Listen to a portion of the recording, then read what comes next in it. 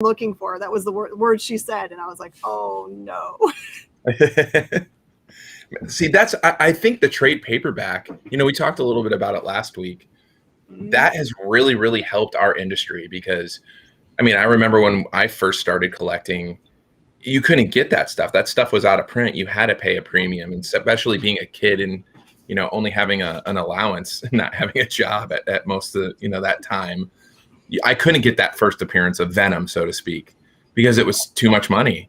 And now, like with the graphic novel and the constant, like making this amazing material available, it's like opened just to so many different eyes. Like the Long Halloween, right? Before we would have to get individual issues, and obviously it would be a lot more expensive than buying that trade graphic novel. And there's been so many different versions of it, right? You have the trade, you have the hardcover, and then you have the oversized, the absolute. I think I even have that here. Yeah, I got the the absolute.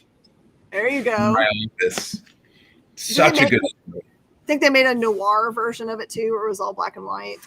Oh, did they? That's so cool. Mm-hmm. I got this one thing from Sandman. It's the annotated edition. Have you seen that one? It looks like this old leather volume, and it has notes and stuff in it. Neil Gaiman's notes.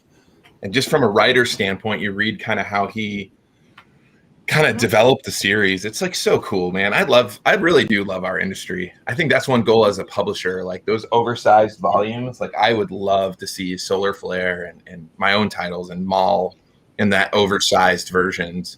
We're getting there. We're not quite there, but we're getting there. Just trying to find, a lot of these things are hard to find printers who do those oversized volumes.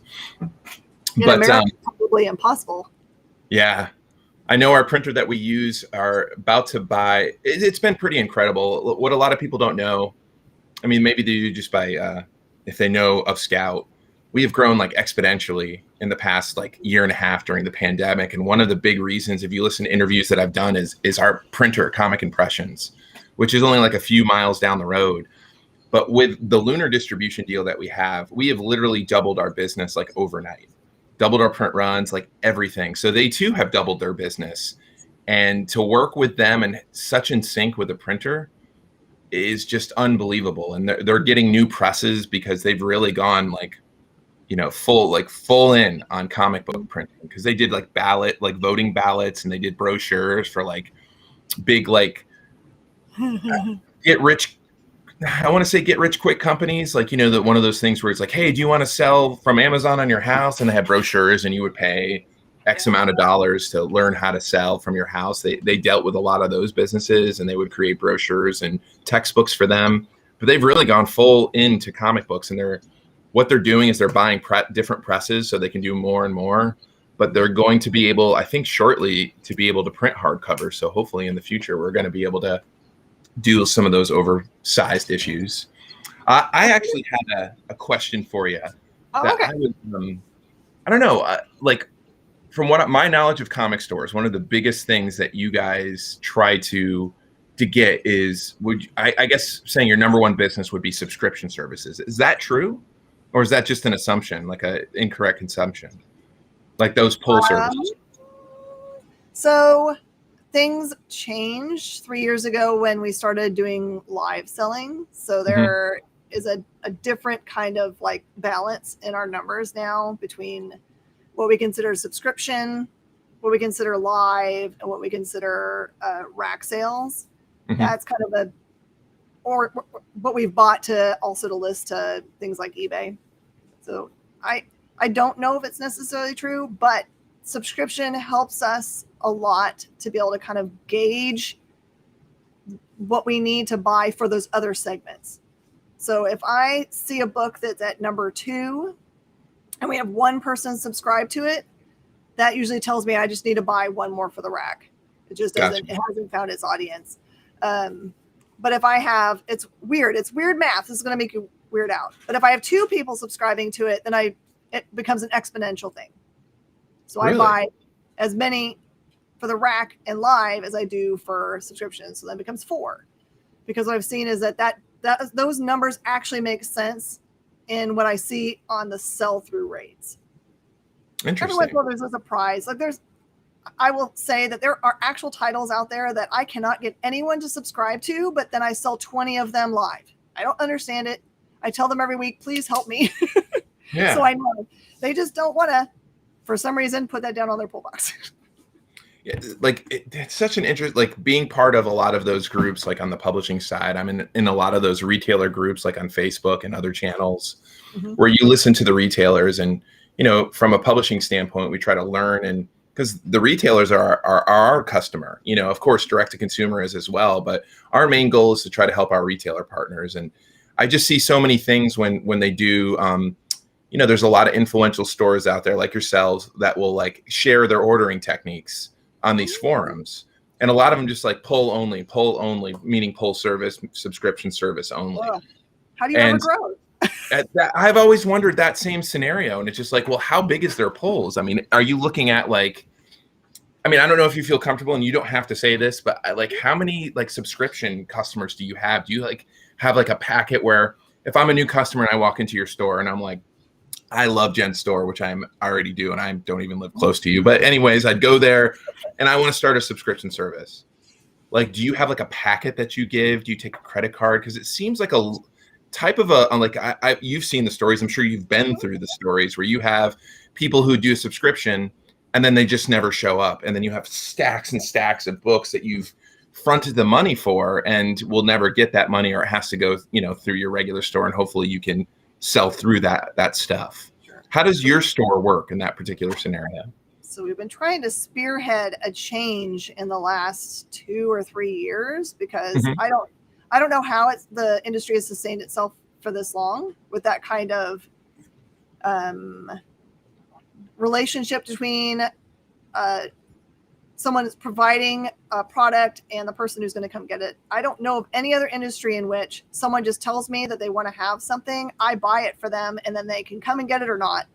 Yeah, that's such a lose situation.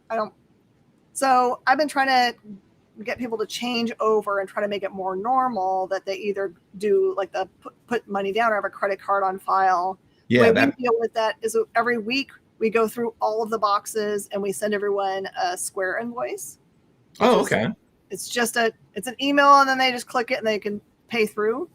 We've got, it's helped a lot in that if people don't click through and pay, it does at least remind them that they have pull box every week. It's a weekly like poke. Remember, you've got awesome things to read, and you're going to get really behind if you don't. Yeah. And so it's meant that we've had a lot less problems with those, and it's helped us find subscribers that have become unsubscribers and forgot to tell us much more soon.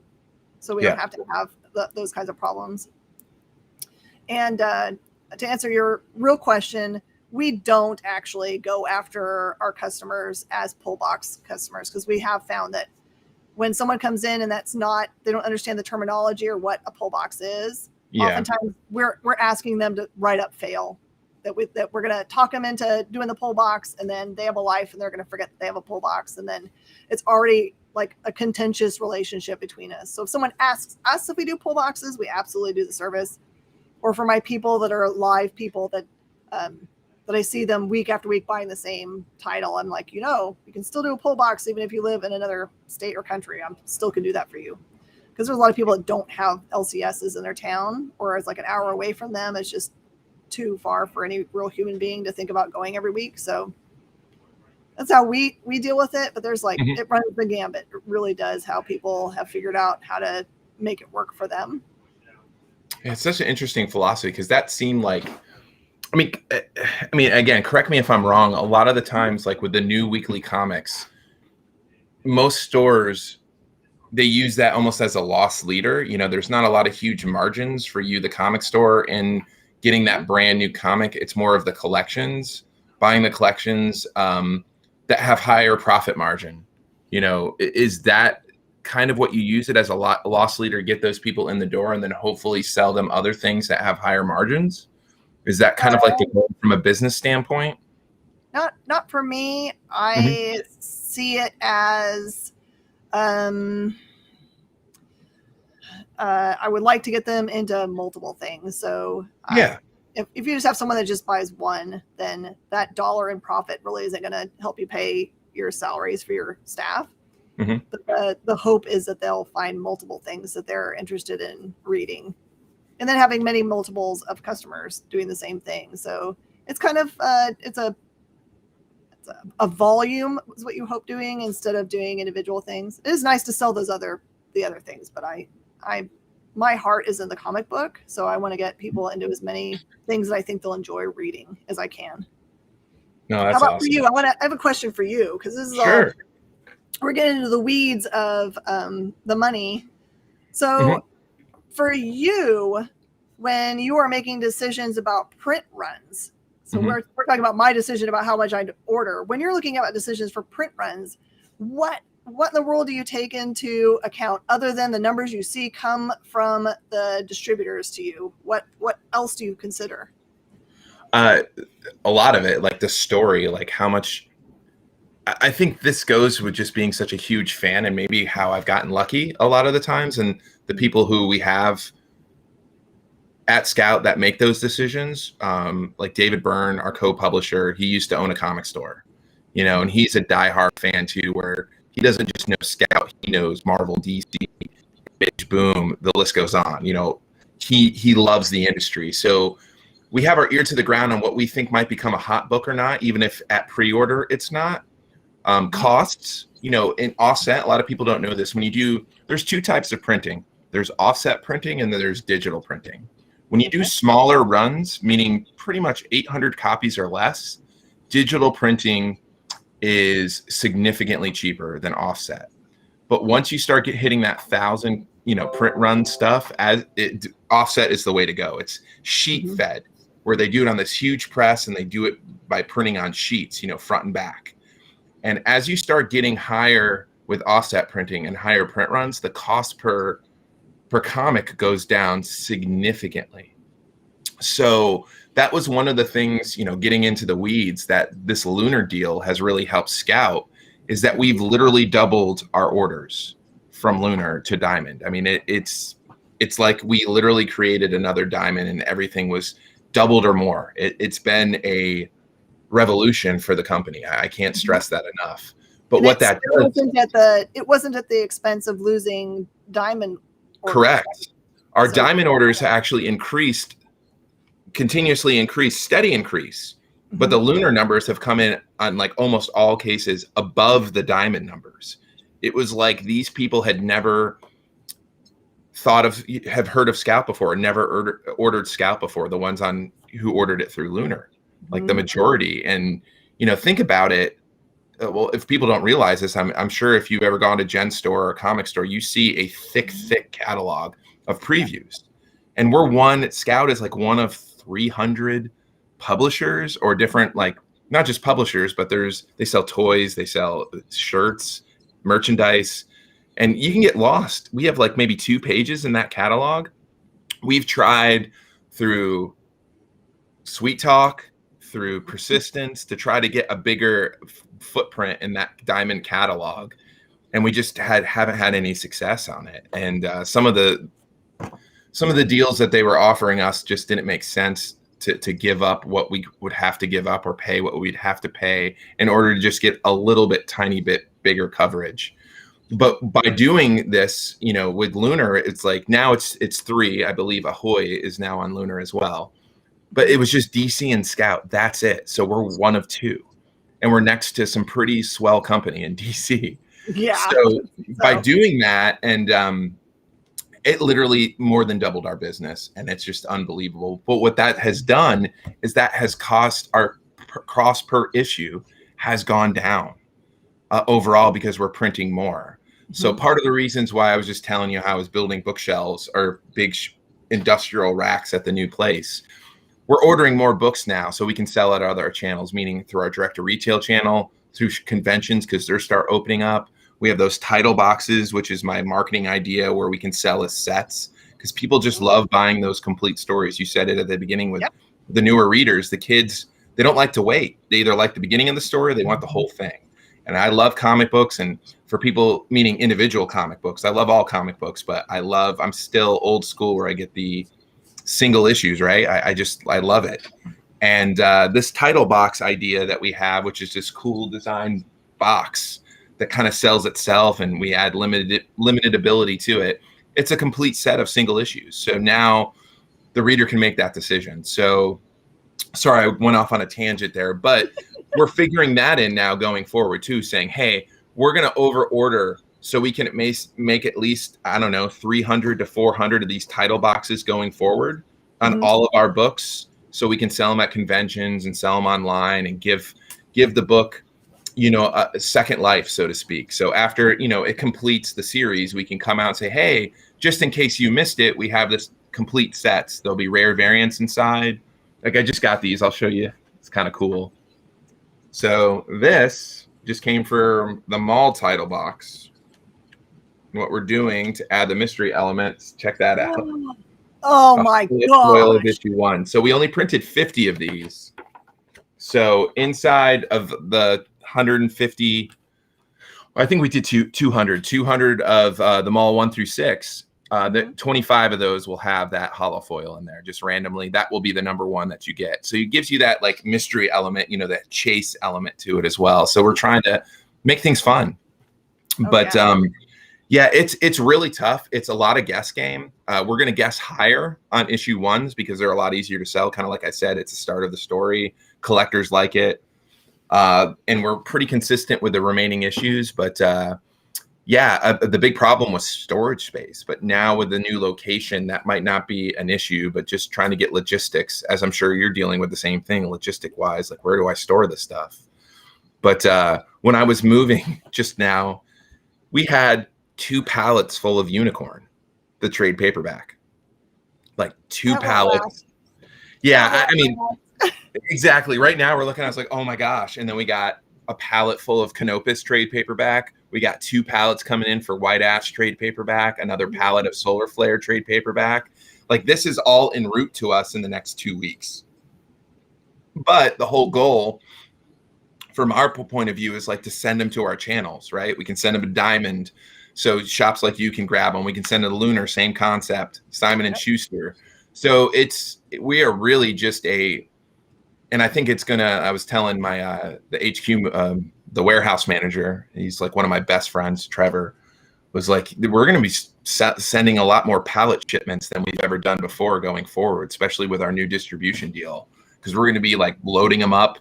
Like one thing that we just did, it's kind of cool. I wish I had a video of it. It's at the other location, but Kathy, our HQ manager, is literally bagging 400 Stabity bunnies, the plush bunnies, like bagging them and sealing them, barcoding them, because we're sending those to Lunar, because we did a Lunar, and that was the purchase order for 400. So 400 comic book shops across the world just ordered that Stabity bunny plush at wholesale, and it'll be available soon. So we have to get a pallet ready for those. And now I guess Lunar just moved into a new warehouse. So yeah, there it is. She loaded it up. So cool, man. I'm so proud of that. We didn't plan this out beforehand. I just have Stabity Bunny always next to me. It's such a great series. And Richard, he's, I mean, you know, are you aware that Richard, I'm pretty sure you are, Richard is like the publisher of Scoot. Mm-hmm. Yeah. And he's the Stabity Bunny creator for all of you guys who don't know, but he is just such a wonderful man. And like him being in that position and his relationship with most of those creators and his ideas, like that Scoot Frontiers magazine that we have coming out in August, which is like our version of highlights, where you have comic strips, you have games, you have coloring pages. I mean, he has really embraced that role of helping be the shepherd of like getting new readers. And we have this thing coming out that's really cool, Jen. It's called Launch. And the concept is he took some of these really cool Scoot titles, and he's been working with the creators to get, I'm talking early readers, where you have like a, you know, like a regular style, like almost a square bound book. Like a board book? Yeah, it's not a board book, but it's plastic. Eventually we might go to the board books, but we just can't find the printer yet, to be honest with you, to do the board books. I don't know if people realize, but the board books is actually one very long piece that is all tied together, and they make it like an accordion. I never knew that until we dissected the board book and realized what it was. So it's very interesting on how they print that. And not a lot of printers do that. Most board books are done overseas, is what we found out. But this launch thing is like early readers, like early readers where they have like phase 1, 2, and 3. So we're doing that with titles like Sabretooth Dan. We have this thing called Bandit, where like Richard's envisioning taking like a child who doesn't know how to read and actually teaching them to read. And eventually like you have 3 phases, and the third phase is in the word balloon comic book phase. Yeah. And the amount of effort that he's put into it, like launching the launch idea is it's launching their reading and their love for comics. And I mean, it's such cool. I couldn't be more proud of something like that. That's coming out in November. I don't think it's going to do super huge in the direct market. I mean, sales wise, to be honest, because it's such an interesting and new concept. But on the bookstore channel, like through Simon and Schuster, I think it's going to be huge because they're used to that with like Scholastic and young readers. But that's the kind of stuff that like I just love to be a part of, to give someone like Richard the ability to be creative and just to support it. I think that's one thing that we do really well here, is just to, shepherd those ideas. You should. But yeah, that was really getting into the weeds. I know I went off on a tangent on your original question of how we determine print runs, but I'd rather overestimate than under. Mm-hmm. You can tell that we underestimate on some when we go to second printing and third printing and whatnot. Is we didn't think it, like we believed in it, but I mean, it's fantastic when we go to those additional printings on our books. Like, it's such a good feeling, because just so you know, we've been overestimating for a while. So if we actually go to a second or third printing, that means like it's even done better than what we were expecting, Yeah. So what's in your pull box this week? My pull box this week is, gosh, I'm so far behind. I'll tell you what's on my reading desk. It's the next 2 issues of Stillwater. I've been seeing, like, it's been going crazy online, is that title Stray Dogs. Mm-hmm. Apparently, like, everybody is loving it. It's an interesting concept. What is it, like, Lady? I mean, I bought it since it's been coming out, but I haven't read it at all. So that's on my nightstand to read. And coincidentally, blow your mind. Is it great? Like, yeah, I mean, it looks like Disney. Yeah, like Lady and the Tramp, right? But it is about a serial killer and the trophies that he takes. That is super cool. I can't wait. Like, I just kept on hearing amazing things. I'm a big fan of Department of Truth. I mean, congratulations to James. Is it Tynion or Tinian? I always pronounce that wrong. Tinian. I've been told I'm wrong, but I don't know. I mean, he's the prolific writer of this age, right? With Something That's Killing the Children, like Department of Truth. I enjoyed Wind, his book by Boom.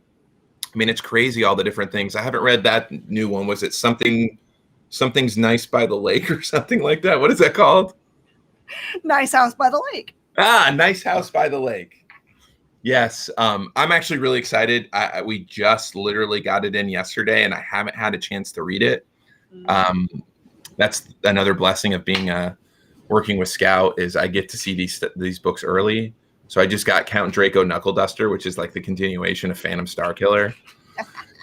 And it looks great. I'm a little mad at Joe Schmalke if he's listening to this, because he's like, I was like, Joe, guess what I got it in? Because he's one of my best friends. I talk to him multiple times a day. And he's like, what? And I was like, I got Knuckle Duster in my hand, man, and it looks fantastic. The printer did a great job. He's like, do me a favor, turn to like page 4. Or excuse me, like the 4th to last page. I'm like, oh. And I thought he was going to, like, we pull pranks on each other all the time. And I don't know if you know this, I'm sure you do, but I have this hatred for Dr. Pepper. And a lot of people noticed it. Yeah, I'm not a fan of Dr. Pepper. I think it's disgusting. I just don't like it at all. And it's become this hilarious underground, like people trying to get me to drink it. Like, I'll be at shows and people like come up to me and give it to me. I'm just like, stay away. But anyways, I thought he was pranking me, where he did something where he wrote me into the story or said something about Dr. Pepper. No, he just revealed the end to me because he's a jerk. Oh, no! Like, dude, I wanted to read that. He's like, oh, oops. I'm like, that's not cool. Honk. Yeah, so he revealed, and holy smokes, guys, grab it, because it's a pretty huge reveal that I wasn't expecting at all. So it's great, and it's leading to what him and Peter Gorel, who is the creator of Phantom Star Killer, and both Peter and Joe write it together. Like this, it's quite honestly, I think it's just such a cool. It's everything that I love about pop culture, and I think it's going to be a masterpiece. And the idea is to collect these 4 one-shots, which will be the 4 one-shots going to be in a trade, and they call it I'm going to butcher it, the crypto crystalline. I don't know, but that's the name of the whole universe, the crypto crystalline universe. Sounds but like a new age movement. Yes, it does. Exactly. It does. It's like they're going to do yoga. It sounds like a cult, but hey, I would join the cult because it's amazing. Just the storytelling and the cool characters that they've created. But the 4 is going to be Phantom Star Killer, Count Draco Knuckle Duster, Vice Admiral Acker, which this guy looks so cool, and they do a little teaser at the end because that's going to be the next one shot. And then the final one is going to be Supreme Ruler Thubian. So all 4 of those are going to be in a trade paperback, and I honestly think that that's going to be one of the most successful trade paperbacks that we ever put out when all is said and done. But it's a masterpiece, and I think after that, the idea is just to do a Phantom Star Killer regular series. I do have some cool news for you. I know last week I asked you what your favorite Scout book was, and you said Murder Hobo. Breaking news. Yes, you said Murder Hobo, right? Yes. Well, after Chaotic Neutral, which is the current series, you can buy it at local comic store. You can buy it at Jen's. Space right Cadets. I put number 2 out today. Yep. So I think, number 2 is just hit the stands, but it's going to be a 4-issue series. But afterwards, after that runs up, next year, it's going to be an ongoing, Murder Hobo ongoing. Yeah. We're going to restart and just keep going with the Murder Hobo. And man, the crazy, crazy things that they have in store are just unbelievable. And I don't know if people know this, but they added Ryan G. Brown as the regular series artist, who's absolutely incredible. I mean, Jason Lynch is still doing character design and helping write, and it's like this 3-man army. And they are just, I mean, it's genius. It's not for everybody. It's definitely not for kids, but who did that? Who did the retailer cover, the black and white, where I had to describe it? There was way too many hairy balls on it for me to show. Oh my gosh. That was, I believe that was Ryan. No, it was either Ryan or Jason who does that. The only person who does, Schmolky's an amazing artist, and he'll do our web store variants of the Murder Hobo. That's about it. And they're all connecting. Yep. So everything that he's done, they connect, and there's many different Murder Hobos. There's not just one. And so his are really cool. And then the ones that we've done for CBSN, all the issue number 1s, those are like basically character profiles of each of the 4 main Murder Hobos. So you can get those at any CBSN. Again, Jen has all those. They're very, very cool. And those are done by Jason Lynch, the series artist. Okay, so that's Jason. But yeah, so that's Jason. I'm pretty sure that other one, I'm going to take a look while we're on. That black and white one, right? The coloring book color, is that the one that you're referring to? It's like, who's going to color that and not like have their cheeks all red? I have no idea. I know. The coloring book cover, that kind of came from both Joe and Richard. Richard, a lot of our Scoot titles, we do coloring book covers of it for kids, because a lot of the kids don't want to do this, the sketch cover. It's on the same kind of material, but it's such a cool idea, to get, and we're trying to do it for lower cost. We're like, they're just $5 for the coloring covers, for kids, parents. It's not too hard on their wallets, so to speak. Hold on, let me find out with Murder Hobo. I like the how to draw a comic. I've got that prominently displayed in the kids. Oh, that's such a good one. You talking about the Scoot one? Mm-hmm. Yeah, that was Ryan Brown who did that one. He's the cover artist of that Chaotic Neutral too. Yeah, it's something else. It's absolutely wild. So, are you going to? This is totally switching gears. Do you know if you're going to go to New York Comic Con this year? If the world doesn't shut down? I'm waiting to see if they accept my professional application. Really? Mm-hmm. Wow. Well, they should. If you need a pass, you know somebody who has lots of them, just so you know. Well, but you'll have to use me for labor then, because I don't take passes without actually earning them. Okay. If you want to, we're getting an island this year, Jen. 4 tables. We're going huge. The announcements that we have planned, I really hope it doesn't shut down. I mean, I obviously if it shuts down, there's a reason for it shutting down, but like I'll be we so have, heartbroken. I would be too. And I know a lot of it would be just push forward, but I'll tell you, like the stuff that we have, like announcing wise, and New York Comic Con's a really big deal for Scout. Just because I think that's where we started.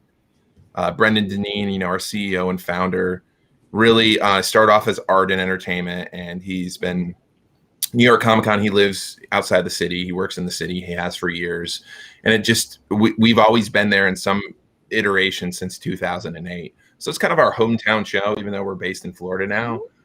And it just we're gonna always do big announcements there. I think just forever. I know a lot of comic companies wait for San Diego. That's a big one in New York, but that's going to be ours. And the announcements that, knock on wood, can happen there are just going to be unbelievable. Unbelievable. And everybody, if you are listening to this, you might want to pick up some scouts. Nah, I can't say it. Never mind. You almost did it. I'm so proud of you. Yeah, I almost did it, and then I would feel bad if I did it. Bubba Dabba. Looks like Joey got denied with Joey. His, you got yeah. Network with 1 million downloads. They're being picky this year. It looks like. That's wild. Unbelievable. I know Kyle got denied too. Who else got denied? Kyle. He's our executive producer over on The Experience. Yeah, CBS. Wow. Are you guys trying a CBS then? Try to have a presence there? Just to go and get content. Yeah. We're probably not ready for a booth. Well, honestly, a booth just kind of like ties us down. We want to be able to roam. Yeah, I'll tell you what. I don't get claustrophobic, but on Saturdays, I mean, just going to the restroom, right, from our booth to the restroom is like, it's not easy. It's like shoulder to shoulder. It's wild. The 1 year that I went, which was the last year, I think. Well, yeah, I remember when you. Yeah, I found they had a room that they had set aside for people that were on Spectrum that found themselves overwhelmed and just you weren't allowed to do interviews there or anything like that, even though people went in there and used it for that, which I was kind of like, listen, there is a sign outside the door that says don't do this. But I actually, who am not on the Spectrum, went in and enjoyed the Spectrum zone because I was also very overwhelmed. And I go to San Diego Comic Con every year. I'm 20 years into San Diego Comic Con, and that's a full place. But New York is different. Yeah, it's a different feeling. It's wild. And I'll tell you, I'm still having anxiety about, because we have to how do you get our stuff there?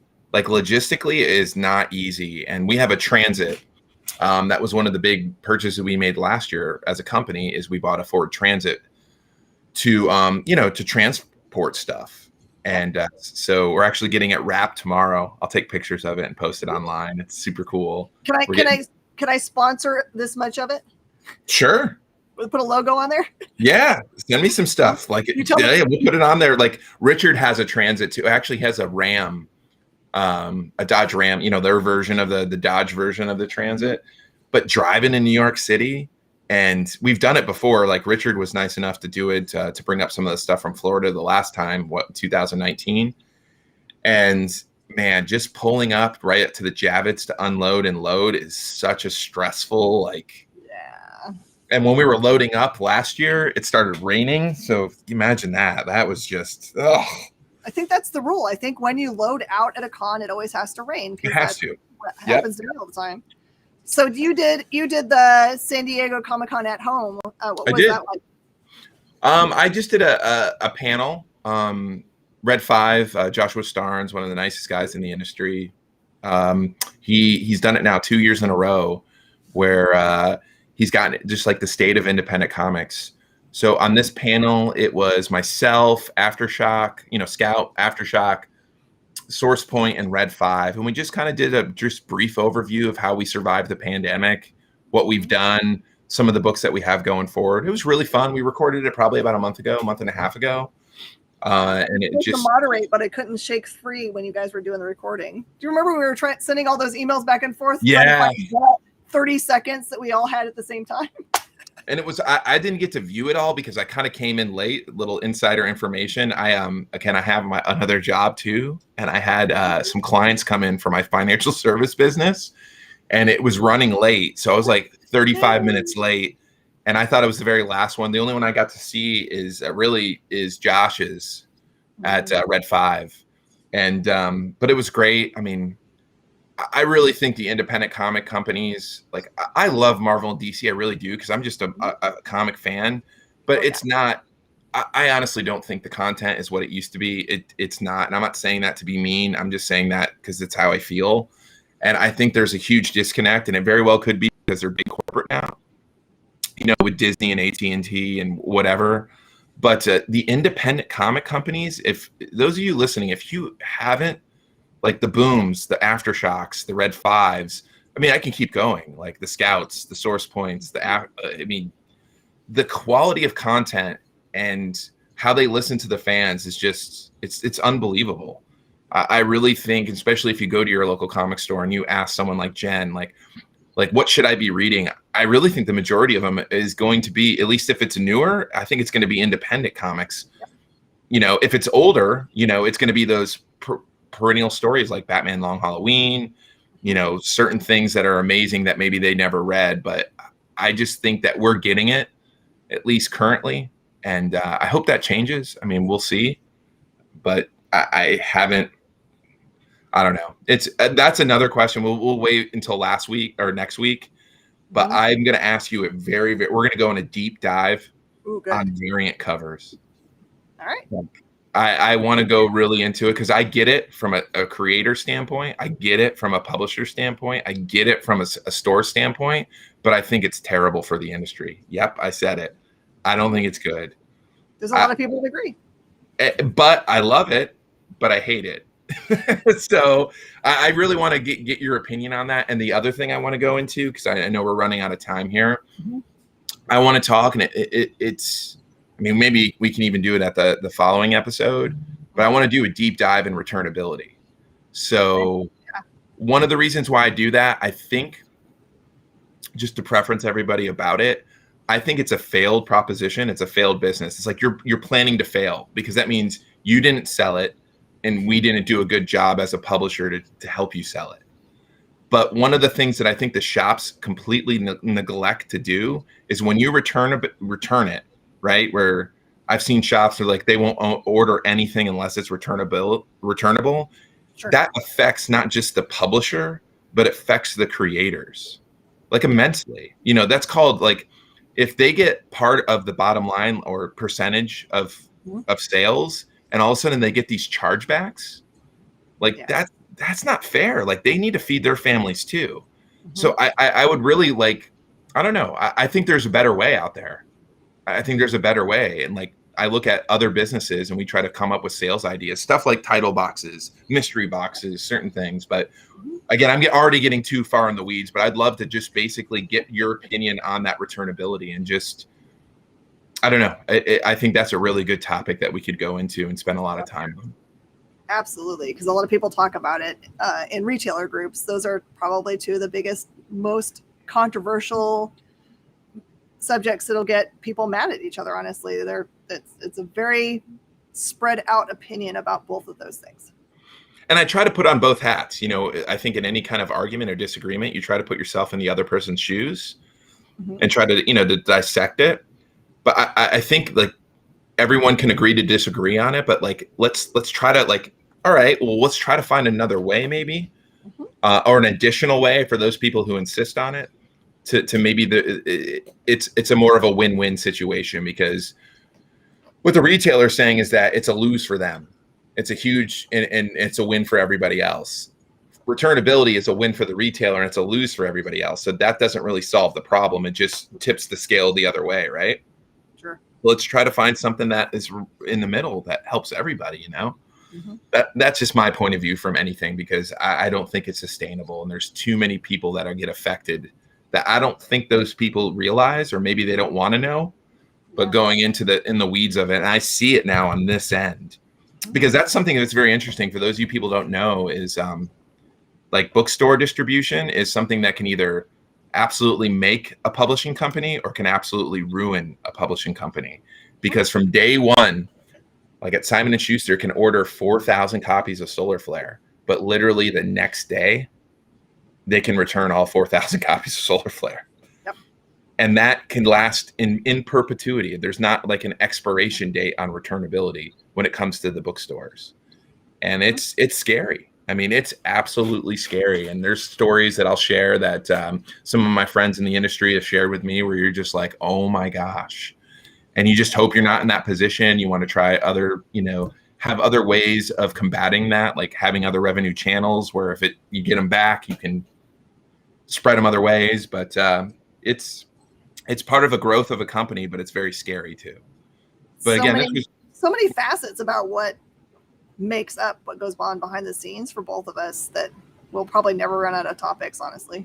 Yeah, I agree with you. And looking at it, and I think, that's why you are one of our best customers. For those of you who don't know, Jen is just the support that she's done for Scout. And I'm saying, I don't know if I've said it publicly, but it's amazing in a time when we needed it. And you've just been a true partner. If we could recreate Jen's from a publishing standpoint, like I want to recreate, because I really think it's a win-win for all of us. Like we win, you win, and like it's what all publishers and shops should strive for, in my opinion. Yep.